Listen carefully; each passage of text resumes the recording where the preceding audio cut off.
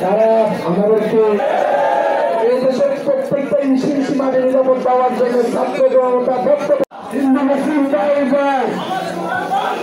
আমার সোনার বাংলা আদর্শে স্বাধীন করেছে, পৃথিবী দেখিয়ে দিয়েছে। আমরা শুধু মুসলমান নয়, হিন্দু বৌদ্ধ মুসলিম ধর্মের আমরা তো মনে করেন তুমি কে আমি কে কেউ বিশৃঙ্খলা সামনে বিশৃঙ্খলা করবেন না। আমরা জিরো পয়েন্টে থাকবো, সবাই জিরো পয়েন্টে আছে।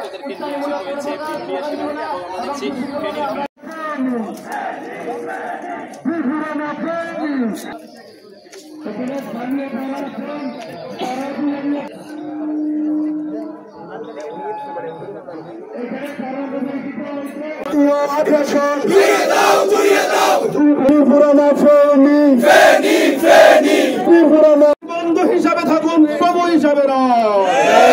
বাঙালি জাতি বাংলাদেশের জনতা সহজে প্রভু হিসাবে দেখতে চায় না।